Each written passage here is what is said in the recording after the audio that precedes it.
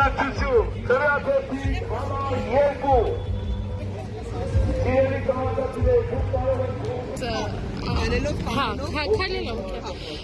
ավելի այսօրեն տեղի ունեցողի վերաբերյալ Նիկոլ Փաշինյանը բեմահարթակից ցուցում տվեց կարծես իրավապահներին, ասաց ԱՏՄ-ն քննչական կոմիտե հաղորդում է ներկայացնելու ԲՀԿ առաջիկ Հայաստանի ցուցակի երկրորդ համարի նկատմամբ, հետո այլ ընդդիմադիրներին ասաց բանտ են նստելու երկար ժամանակով, դուք որպես իրավապաշտպան, մարդու իրավունքների այսպես պաշտպանությամբ զբաղված անձ, ինչ կարծիք ունեք այս տեղի ունեցողի վերաբերյալ։ Նիկոլ Փաշինյանի իշխանությունը շատ վաղուց վերածվել է հանցավոր ռեժիմի, դա ես ասել եմ շատ վաղուց։ Դա կանխատեսում էի դեռ 19 թվականին, երբ ասում է, երբ որ դու չես բարեփոխում արդարադատության համակարգը, եկեք գնանք այս ավտոբուսի տակ չգնանք, երբ որ դու չես բարեփոխում արդարադատության համակարգը առհասարակ, դու ստեղծում ես տպավորություն, պատրանք, որ ինչ-որ փոփոխություններ ես, դա նշանակում է, որ ինչ-որ էտապում դու օգտագործելու ես դա որպես գործիք քո քաղաքական ապանյակների նկատմամբ։ Տեղի ամինում այն, ինչը որ հստակ կանխատեսելի է։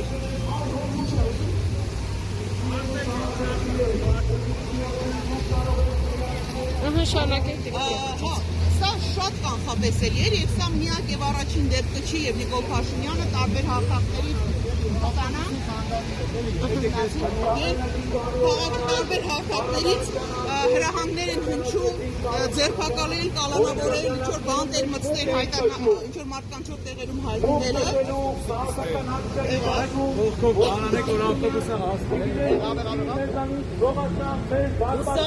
Սա այն է, ինչը որ կանխատեսելի էր, տեսանելի էր եւ անխուսափելի էր, ավելին ասել։ Մենք հայտնվել ենք նույն ծուղակի մեջ, որի մեջ եղել են տարբեր շրջանակ, երբ որ կարող էին հրահանգ տալ եւ այդ հրահանգը գործադիր մարմնից իրավապահներին կարող էին հրահանգ տալ եւ այդ հրահանգը ճշտորեն կատարվում էր։ Ինչով է տարբերվում այս իշխանությունը։ Նրանք տալիս էին թաքուն հանձնարարություններով, միջնորդներով, սրանք հանրային են անում, սրանք ստատուս են գրում, սրանք տարբեր ամբիոններից կոչեր են հնչեցնում եւ մարդիկ հայտնվում են բանտերում, հայտնվում են քրեակատարողական հիմնարկներում, որոշ մարդիկ կարող են հայտնվել նաեւ հոգեբուժարանում, հետո ինքնասպան լինել, սա է իրենց որակը, իրենք որևէ բանով հանցավոր ռեժիմներից չեն տարբերվում։ Շատ լավ, Տիկին Կարապետյան, բայց այս այնուամենայնիվ իրավիճակը կարծես ավելի սրվեց այս նախընտրական քարոզարշավի ժամանակ, հետևում եք Փաշինյանի քարոզարշավին, թե այն հատվածները, որոնք աղմուկ են բարձրացրել, դրանք եք դիտում բառապաշարի վարքի վերաբերյալ։ Չհետևել, որովհետև մնացածին է խորհուրդ եմ տալի հասարակությանը, հանրությանը խորհուրդ եմ տալի չհետևել, եթե իմանում եք, թե որտեղ է գալու այդ տարածքում չհայտնվել, որևէ կերպ չհատվել Նիկոլ Փաշինյանի հետ, որովհետև ցանկացած հատում Նիկոլ Փաշինյանի հետ ձեզ համար կամ հոգեբանական ստրես է ստեղծում, կարող է կյանքի ձեզ արժենա կամ դուք բանտում եք հայտնվել, ինչպես օրինակ ամենավերջի դեպքը Արցախում բոլոր պատերազմների մասնակից Արտուր Օսիպյանը իր միտք անհամաձայնությունը շատ բացառիկ կոռեկտությամբ արտահայտելու պարագայում տղան պատերազմի մասնակից է եղել, ցեղասպանությունից փրկված է եղել իր ընտանիքով, այս մարդուն հարց է տալի, ինչի դու չես մեռել, ոնց եղել, որ դու չես զոհվել, արդյունքում ուղարկել են քրեակատարողական հիմնարկ, ես գիտեմ, որ հիմա Արտուրը հացադուլ է հայտարարել Օսիպյան, եւ ես չգիտեմ ինքնանպատակ է Նիկոլ Փաշինյանի համար բոլորիս իր հետ անհամաձայնների բոլորին տեսնեն մեռած, տեսնեն բանտերի, սա չի կարող հավերժ տեղել, տեսեք, այս էներգիան ինքը կուտակվում է, սա զսպանակի նման սխմում է, ինչ որ պահի դա անպայման բացվելու է, ես շատ եմ ուզում, որ դա ողջամտության սահմաններում